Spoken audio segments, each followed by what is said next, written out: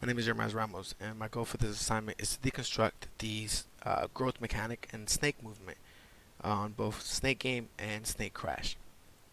So the snake is comprised of uh, different game objects or different body parts that comprises of 1 pixel each.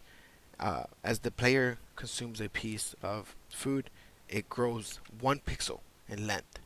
You can see that the head is the main component that moves the snake, and at wherever the head turns or pivots, that's where the body pivots. So if I push up here, the body will pivot exactly where the head turned, no matter how many turns I make.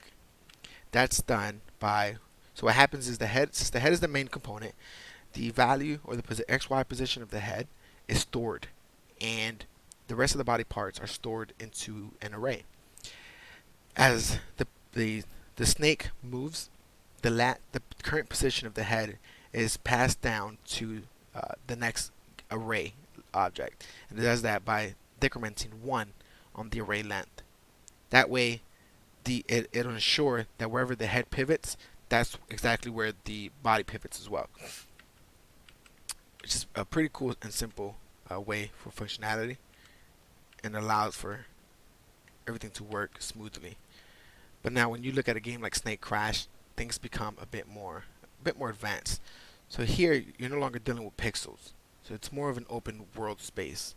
Um, you grab these little objects rather than foods that have numbers, and it gets added just like in Snake Game. It gets added to the tail end of the your long snake, but the movement is also stored the same exact way. Only the difference is rather than it just being in pixels, it's taking the actual vectors. Since you can see the snake can move very small or it can move in very large distances.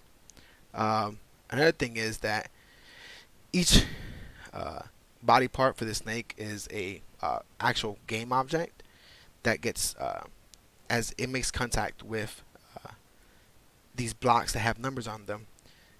So right now it takes this value here is being called and shown that that's how many body parts are on the snake. But as the snake comes in contact, it loses that many body parts to try to force its way through the block. And the way it's doing that is by having both colliders contact each other and reducing the amount of body parts that is required to get through. Because it's hitting colliders, what's happening is the snake never stops moving. The snake is always moving, and let's say this is the forward direction. And the minute that one body part comes in contact with the block, it gets instantly destroyed.